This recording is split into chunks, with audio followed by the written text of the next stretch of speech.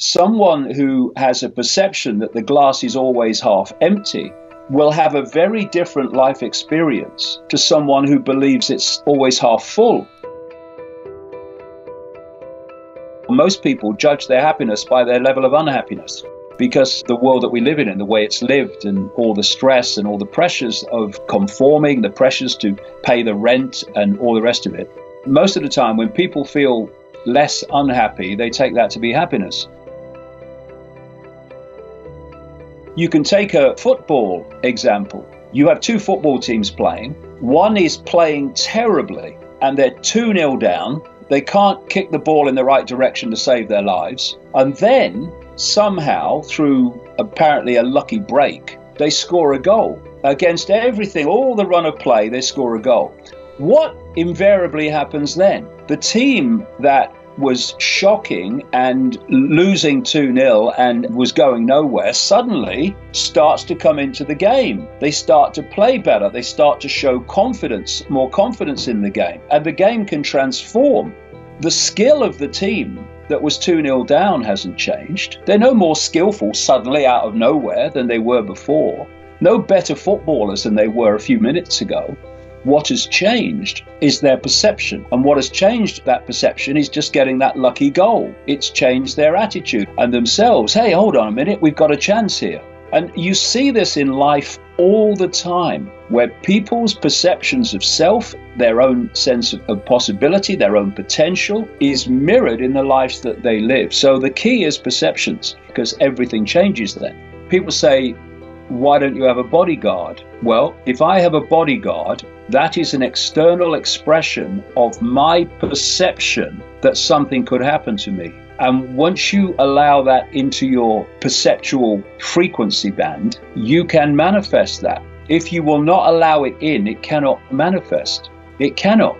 It's provable fact within mainstream science and even in quantum physics. The world that we are experiencing now, the world we call daily life, the physical world, only exists in the form that we think we're experiencing it and see it, in a few centimeters at the back of the brain, which decodes visual reality. That's the only place it exists. This is being acknowledged more and more and more in mainstream science. This is where the world exists. And so, of course, if the world exists as we experience it, in a few centimeters at the back of the brain, because that's what we decode from the equivalent of a Wi-Fi field into that holographic reality, which is what it is, not really physical, then we surely have control over what is manifested there and what we experience. Yes, it is. And if we start thinking and accepting that something can happen to us, we are opening that to manifestation. Doesn't mean it will, but it means you're opening up the possibility. In terms of what we need to do, this is a process I've been through. I can only describe my experience. If you process everything through your head and your belly, the emotions, you will first of all be very prone to fear. And there's another point here of perceptual connection. There's a vortex here. They call it in the East a chakra, wheel of light, because actually on an energetic level, that's what it looks like. And this is the true heart. You know, the connection that people have between the heart and love, it doesn't come from the physical heart, although they do that. It comes from this. It's love.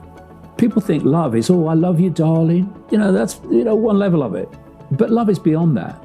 Love will always do what it knows to be right, irrespective, indeed it doesn't even consider consequences. Because to consider consequences would be to consider not doing what you know to be right. And love, the heart connection that takes you out of this five-sense reality, where you can access other levels of perception that gives you a much greater understanding of the reality that you are experiencing. When you operate only through the five senses, you are in this world and you are of this world. So when people go through this heart opening process, suddenly they look at the same world they were looking at before. It's not just, like I say, love in the sense of people perceive love, which has been totally discredited in that sense. You have to use unconditional love to get anywhere near it. Doing what you know to be right is not as difficult as you think it is. When I was a goalkeeper, professional footballer, the worst part for me was sitting in the dressing room waiting to go out, because going through your head were all the things that could go wrong. And then most weeks I'd go out and it would all be fine. And I found that worrying about consequences is what imprisons us, enslaves us. When you open your heart, is you access not learned intelligence, you access innate intelligence, the intelligence of expanded consciousness. And expanded consciousness would look at this situation. I would just say this, try this for a month. Stop identifying with your labels and just self-identify with being a point of attention within an infinite state of consciousness. And because you're a point of attention within an infinite state of consciousness, you can have a state of consciousness that big, or you can have a state of consciousness potentially infinite. And the only difference between that is perception. And more than that, it's self-identity. I am Ma always says, I am limited. There are limits to me. I am Ma label. That says, I am infinite. I can access consciousness ultimately, infinitely. I'm not my name. I'm not my job. These are experiences. I am all that is, has been, and ever can be. Just for a month, go around from the perspective, the self-identity. I'm a point of attention within an infinite state of consciousness, having an experience called my name and my job, my labels. I am not the labels, they're my experiences. I am the consciousness having the experience. Try that for a month. In a month, at the end of a month, probably before, you won't know yourself. You'll be a different person because your point of attention will have expanded and shifted, and the world won't look the same anymore. We are love, that's what we are. Everything else is what we are programmed to perceive that we are. This energy that we're generating that can now be photographed and can certainly be felt when you meet someone and you say, oh, I got bad vibes from them, or I got good vibes from them, depending on their own state of being. This energy is the energy that creates our reality, because it attracts to us a reflection of itself, and what that energy reflects is our inner self, our emotional, spiritual, and mental state. When we feel fear, we attract to us fear. We attract to us what we most fear. And this is the ultimate evolutionary genius. It's what I call designer evolution. Because of this system of what we put out is what we get back, we constantly see a reflection of our inner self in our everyday life. Therefore, we can see our inner self in a physical way and learn from the experience and move on. Also, fear is the greatest block on evolution. Whatever area that we fear, that our fear relates to, is a no-go area for our evolution. Because people don't normally say, well, I fear that, I'm going to face it. So this process of drawing to us what we put out means that we have to face what we're putting out. There was a lovely song that I came across by an American group which said, if you hold anger, guess what comes to you? A lot of very angry people do. And some people find it very difficult to take this on because it's much easier in their own mind to blame someone for what happens in our lives.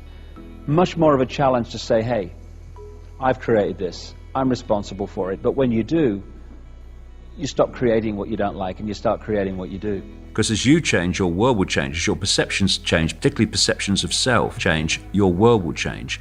But if you look at what we call the world, it is the collective perceptions of humanity. That's all it is. It's the collective perceptions of humanity, the individual and collective perceptions. Therefore, when people look at the world and they say, it's just too much, it's just too big, the problems are just too massive, what can we do? Well, if the way to change it was via, quote, physical means, I would say to you, you're right. We ain't going to change it. We've got no chance. Because physical changes as we perceive physicality doesn't really exist. Everything is slow and laborious, and you need committees and someone to take the minutes. But hold on a minute. That is just the projection of human consciousness. You don't have to change that. You change consciousness, and that must change because that is an expression of consciousness which created it. Perceptions that created it. Change perceptions, change the world, because the world is the sum total of our perceptions.